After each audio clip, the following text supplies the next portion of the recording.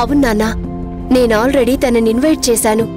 నేను ఆ రోజే మీ లైఫ్లోకి వచ్చానని మీరు ఎంత హ్యాపీగా ఫీల్ అవుతున్నారో అలాగే నేను కూడా నా పుట్టినరోజు నాడే తనకి నా మనసులో మాట చెప్పి హ్యాపీగా ఫీల్ అవుతాను. మమ్మల్ని నీ బర్త్డేకి రావద్దంటావా? సారీ నాన్న, మీతో సెలబ్రేట్ చేసుకోలేను. మీరందరూ ఎంత ఎక్స్పెక్టేషన్స్ పెట్టుకున్నారో నాకు తెలుసు. కానీ నా కోసం మీరు అవన్నీ పక్కన పెట్టండి నాన్న. అది కాదమ్మా. అమ్మా ప్లీజ్ అమ్మా, అర్థం చేసుకోండి.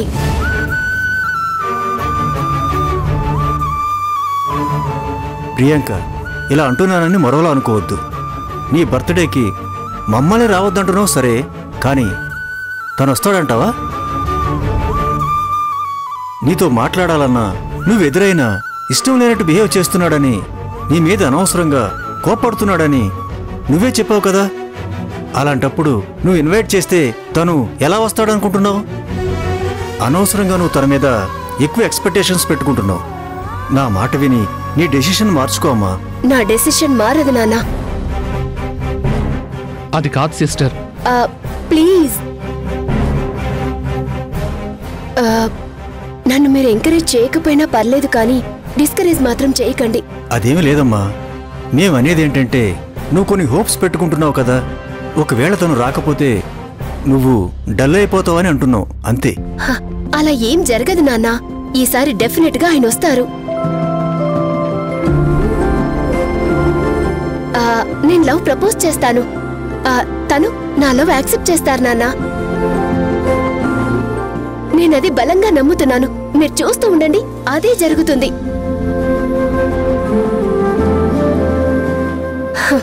ఈ పుట్టినరోజు నా లైఫ్ లో ఒక మెమరబుల్ డేగా మిగిలిపోతుంది. సరేనమ్మా, ఎప్పుడు నీ ఇష్టాన్ని మేం కాదనలేదు. అలానే ఇప్పుడు కూడా మేం కాదనం. నీ ఇష్టం. నువ్వు అనుకున్నట్టే నీ బర్త్డే సెలబ్రేషన్స్ చేసుకో. కాకపోతే నేను కోరుకునేది ఒకటేనమ్మా, నువ్వెప్పుడు హ్యాపీగా ఉండాలి, అంతే. థ్యాంక్ యూ నాన్న, థ్యాంక్ యూ నా సిచ్యువేషన్ ని అర్థం చేసుకున్నందుకు. Sorry bro. పర్లేదు సిస్టర్, ముందు నీ లవ్ ని సక్సెస్ చేసుకో. అప్పుడు ఫుల్ జోష్ తో ఇంకా గ్రాండ్ గా సెలబ్రేట్ చేసుకుందాం. ఓకేనమ్మా.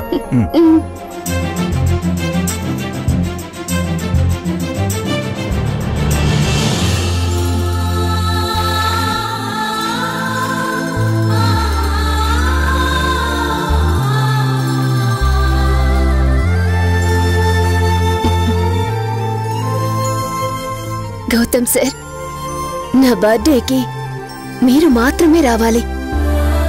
మీరొస్తే ఈ ప్రపంచమే నా ముందున్నట్టు.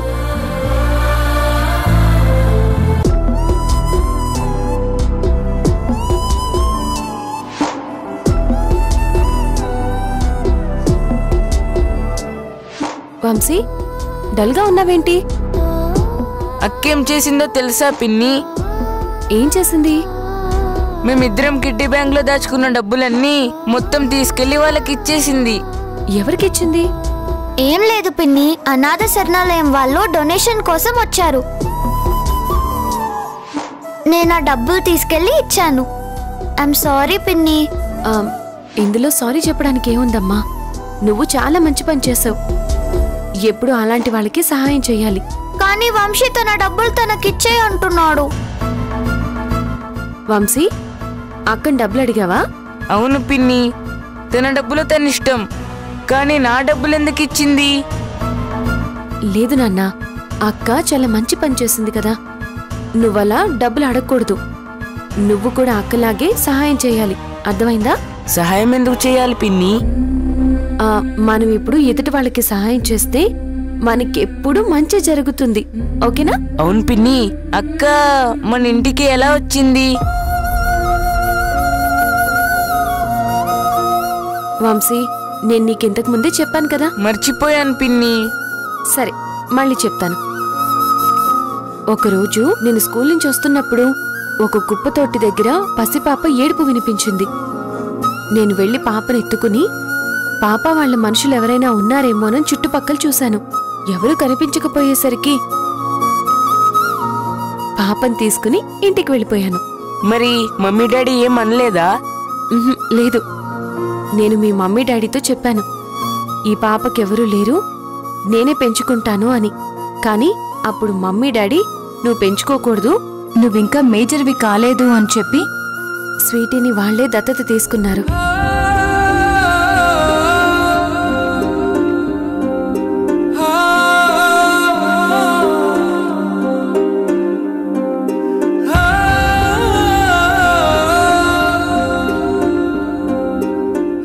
అక్క అలా వచ్చిందా?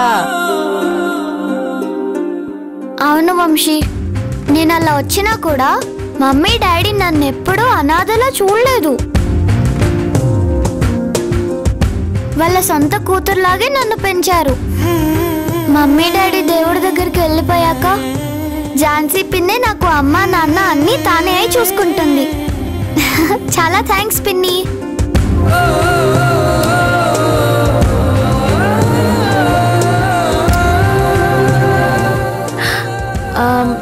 సరే పదండి, స్కూల్కి టైం అవుతుంది.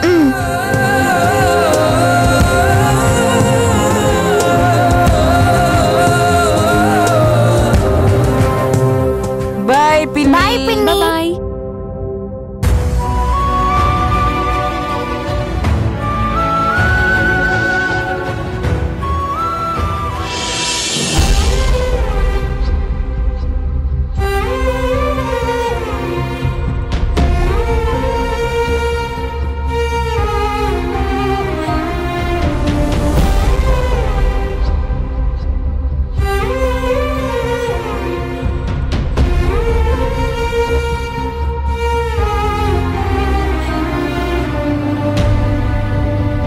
రే గౌతమ్, పార్టీ ఎప్పుడు ఇస్తున్నావురా? నీ లవ్ సక్సెస్ అయినందుకు ఇప్పుడు నాకు పార్టీ ఇవ్వాల్సిందే. బాబాయ్,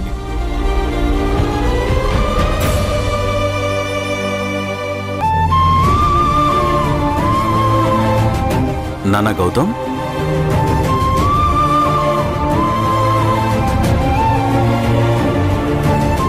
ఏమైందిరా? ఎందుకీ కన్నీళ్ళు?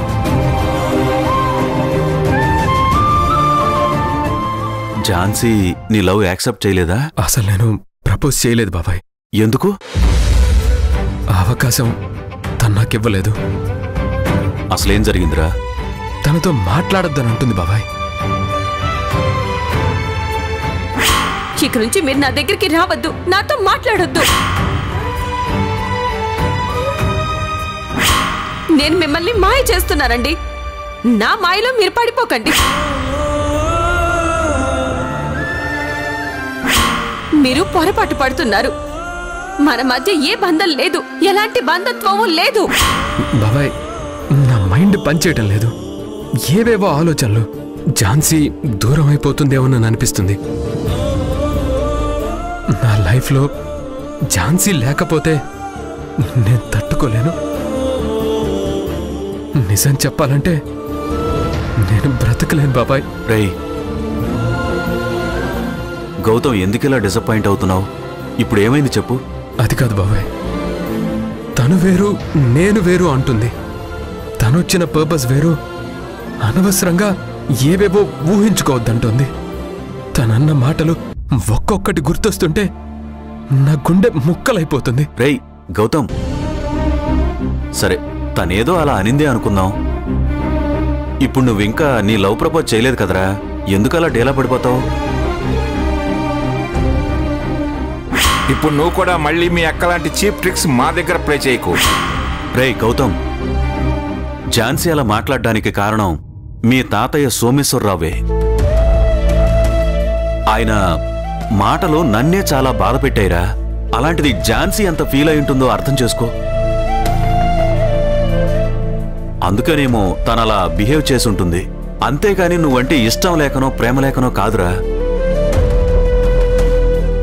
రేయ్ గౌతమ్, ప్రేమలో ఇలాంటివి కామన్ రా.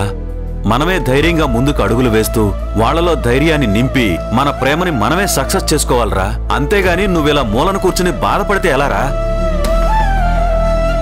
తను అలా మాట్లాడినందుకు నువ్వెంత బాధపడుతున్నావో అంతకంటే తను ఎక్కువ బాధపడుతూ ఉండొచ్చు. తనెందుకు బాధపడ్డం బాబాయ్? తాతయ్య ఏదో అన్నారని తన మనసుని చంపుకుంటుందా? నువ్వు లవ్లో పూర్తిగా మునిగిపోయి మన ఇంట్లో జరిగిన సంఘటనలు మర్చిపోయావనుకుంటా. వాళ్ళ అక్క వల్లే మీ అన్నయ్య దూరం అయ్యాడని అందరూ అంటుంటే ఇంకా తనెలా ఓపెన్ అవుతుందిరా? పాపం ఝాన్సీ ఇంటి వాళ్ల కోసం, ఇంటి పరువు కాపాడడం కోసం చాలా చేసిందిరా. మన వాళ్ళు అదేది అర్థం చేసుకోకుండా తనని ఇంకా అవమానిస్తూనే ఉన్నారు. అరే గౌతమ్, ఏది ఏమైనా సరే నువ్వు మాత్రం ఝాన్సీని వదులుకోకురా. నీ లైఫ్ బాగుండాలంటే ఝాన్సీతోనే నువ్వు జీవితం పంచుకోవాలరా. అది జరగాలంటే నువ్విలా ఉండకూడదు. ఎప్పట్లాగే యాక్టివ్గా ఉంటూ ఝాన్సీకి సాయం చేస్తూ ఉండాలరా. అప్పుడే ఝాన్సీ ఏదో ఒక రోజు నీ ప్రేమని యాక్సెప్ట్ చేస్తుందిరా. అది కాదు బాబాయ్. రై, నువ్వు ఇంకేం చెప్పొద్దు. నీ మనసులో ఉన్న నెగిటివ్ థాట్స్ అన్నీ తీసేసేయి. ఒక పాజిటివ్ వైబ్లో ఉండు. అంతా మంచి జరుగుతుందిరా. నువ్వేం వరీ కాకు.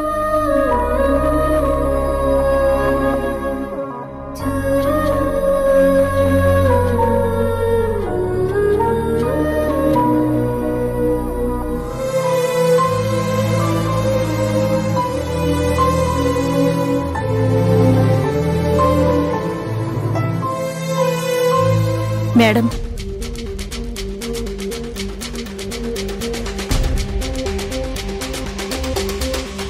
కాఫీ తీసుకోండి. నాకు కాఫీ ఎందుకు తీసుకొచ్చావు? నేనేం చెప్పలేదు కదా. ఇంకెప్పుడు ఇలా కాఫీ లాంటివి తీసుకురావద్దు. ఈ విషయం ఇంట్లో వాళ్ళకి తెలిస్తే అనవసరంగా మిమ్మల్ని తిడతారు. వెళ్ళండి.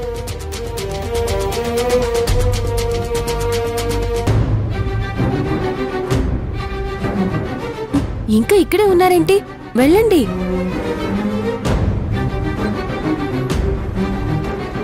మీతో కొంచెం పనుంది మేడం. ఏంటి? స్వాతి, ఇలా రామ్మా.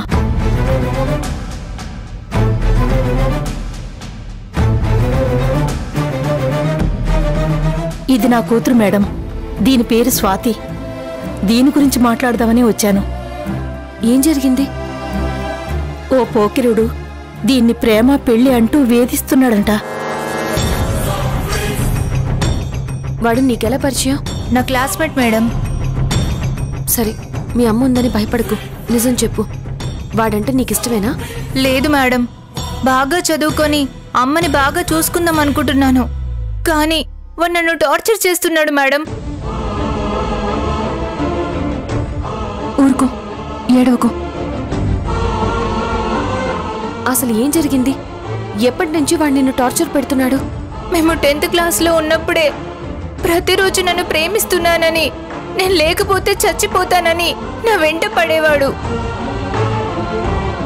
వాడు నిజంగానే చచ్చిపోతాడేమోనని భయపడి, ముందు నువ్వు 10th క్లాస్ పాస్ అవ్వు, ఆ తర్వాత చెప్తాను అని చెప్పాను. 10th రిజల్ట్స్ వచ్చిన దగ్గర నుంచి నన్ను ప్రేమిస్తావా లేదా అని చాలా టార్చర్ పెడుతున్నాడు మేడం. నువ్వు పాస్ అయ్యావా? పాస్ అయ్యాను మేడం. 90% మార్క్స్ వచ్చాయి మేడం. మరి వాడు పాస్ అయ్యాడా? లేదు మేడం, ఫెయిల్ అయ్యాడు. ఫెయిల్ అయినందుకు నువ్వు వాడిని అవాయిడ్ చేస్తున్నావా? అదేం లేదు మేడం, నాకు అసలు ప్రేమ అదేది అంటేనే ఇష్టం లేదు మేడం. నిజంగానే వాడు చనిపోతే అందరూ నన్ను తిట్టుకుంటారని అలా చెప్పాను. 10th పాస్ అయిన తర్వాత వాడికి ఏదో ఒకటి చెప్పి నచ్చ చెప్దాం అనుకున్నా. కానీ వాడు వేస్ట్ ఫెలో అని ఇప్పుడు అర్థమైంది మేడం. మేడం, వాడి ఇంటి దగ్గర నుంచి మొదలుకొని బస్ స్టాపు, కాలేజు, ట్యూషను ఇలా ఎక్కడ పడితే అక్కడ వెంటపడి వేధిస్తున్నాడంట. దీని ఫోటోలు అదేదో మార్ఫింగో గీర్ఫింగో చేసి అందరికీ పంపిస్తానని బెదిరిస్తున్నాడంట. స్వాతి, అసలు వాడి దగ్గర నీ ఫోటోలు ఎందుకున్నాయి? అప్పుడు ఫ్రెండ్స్తో కలిసి దిగిన ఫోటోలు వాడి దగ్గర ఉన్నాయి మేడం. నిజంగా నేనే తప్పు చేయలేదు మేడం. పైసా పైసా కూడబెట్టి దీన్ని చదివిస్తున్నాను. దీని చదువు అయిపోయాక మంచి సంబంధం చూసి పెళ్లి చేద్దామనుకున్నాను. కానీ వాడు మా పరువు తీస్తానని బెదిరిస్తున్నాడంట. దీని మీద ఎన్నో ఆశలు పెట్టుకున్నాను మేడం. దీనికి ఏదైనా అయితే నేను బ్రతకలేను మేడం. మిమ్మల్ని నమ్ముకుని వచ్చాం. మీరు ఏదో ఒకటి చేసి వాడి పీడ పోయేలా చేయండి మేడం. మీ కాళ్ళు పట్టుకుంటాను. వద్దండి, మీరిలా చేయడం తప్పు. పెద్దవారు, మీరే ఇలా అయిపోతే చిన్నపిల్ల తనేమైపోతుందో ఆలోచించండి. మీరిప్పుడు చాలా ధైర్యంగా ఉండాలి. మీ కూతురికి ధైర్యం చెప్తూ అండగా నిలబడాలి. అప్పుడే తను ఎలాంటి భయాలు పెట్టుకోదు. ఎలాంటి సిచ్యువేషన్ అయినా ధైర్యంగా ఫేస్ చేయగలదు.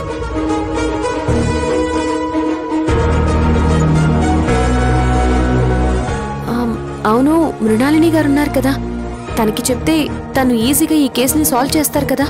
మీరైతే ఖచ్చితంగా మాకు న్యాయం చేస్తారని నమ్మకం ఉంది మేడం. మాలాంటి వాళ్ళకి అండగా నిలబడేది మీరే. ఇది నేను చెప్తున్న మాట కాదు మేడం, ఈ లోకం అంటున్న మాట.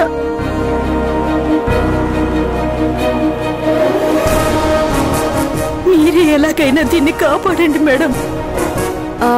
వాడు నిన్ను బస్ స్టాండ్ లో హెరాస్ చేస్తున్నాడు అన్నారు కదా. అవును మేడం. ఓకే, నేను చెప్పేది విను.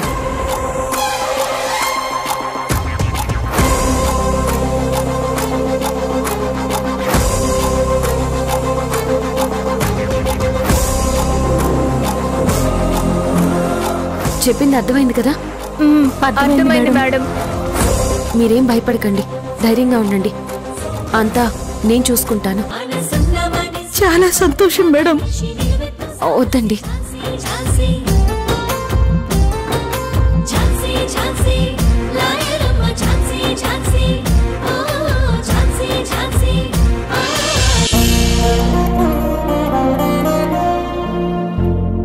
Good morning sir. Good morning Raju గారు, రండి, మీకోసమే వెయిట్ చేస్తున్నాను. నేను చెప్పిన ఫైల్స్ అన్ని రెడీ చేశారా? చేశాను సార్. ఫార్మాలిటీస్ అన్ని ఫినిష్ చేశారా? ఫినిష్ చేశాను సార్. ఏది ఇలా ఇవ్వండి.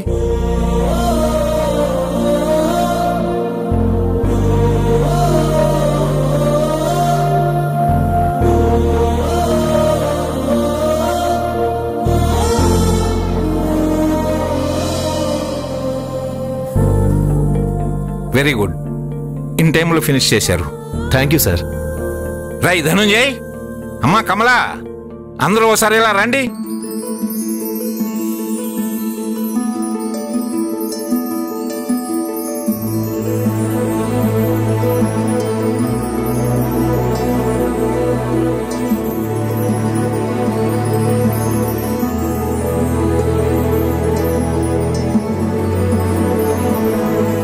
నాన్నగారు పిలిచారు?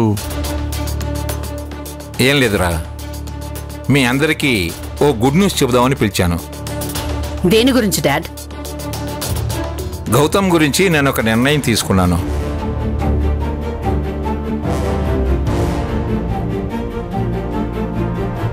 మీకందరికీ తెలుసు కదా, గౌతమ్ నాకేమాత్రం ఇష్టం లేని పోలీస్ జాబ్ చేస్తున్నాడు.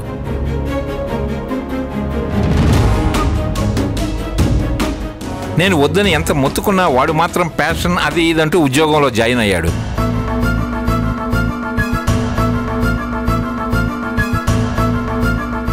ఆ జాబ్ మానేయమని మీతో కూడా వాడికి చెప్పించి చూశాను, కానీ వాడు వినడం లేదు.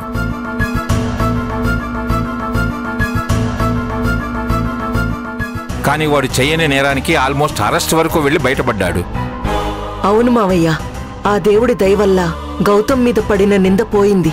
సర్లే, ఆ ఉద్యోగంలో వాడు నేను ఊహించిన దానికంటే పెద్ద శిక్ష అనుభవించాడనుకో, ఏం చేస్తాం?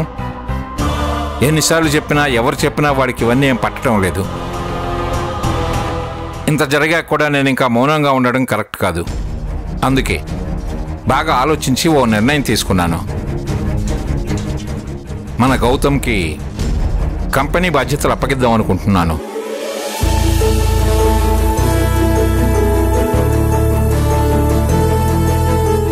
నాన్నా? అవునరా, వాడిని మన కంపెనీకి సీఈఓగా చేద్దాం అనుకుంటున్నాను. ఆల్రెడీ ఫార్మాలిటీస్ కూడా రెడీ చేయించాను. దీనికి గౌతమ్ ఒప్పుకోడు. అవును, ఇంతకీ గౌతమేడి?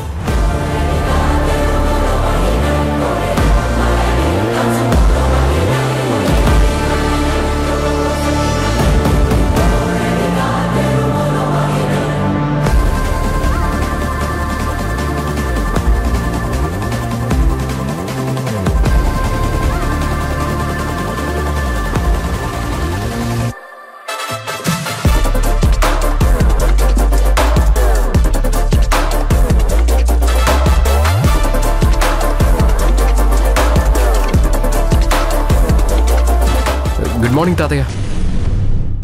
నేను స్టేషన్కి వెళ్తున్నాను. రే గౌతమ్, ఇలా రా.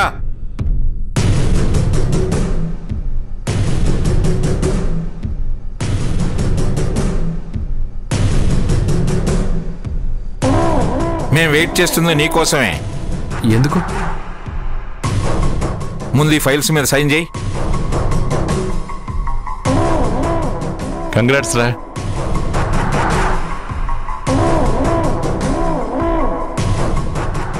ఏం లేదు నాన్న, తాతయ్య నిన్ను మన కంపెనీకి సీఈఓ చేస్తున్నారు.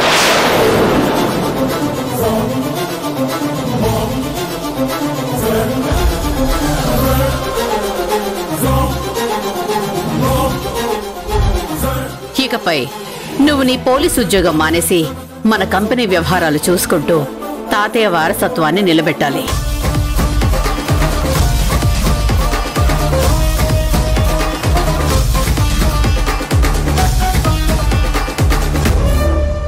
నేను చెప్పేది విను.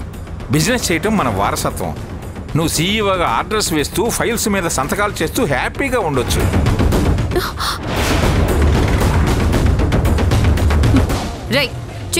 నా కలలో గౌతమ్ ప్రేమించి పెళ్లి చేసుకుంది ఎవరినో కాదు. నేను చెప్పిన అమ్మాయిని నీ కొడుకు పెళ్లి చేసుకునేలా చేస్తానని నాకు మాట ఇవ్వరా. మళ్ళీ ఇంట్లో ఏవో సమస్యలు తలెత్తబోతున్నాయి.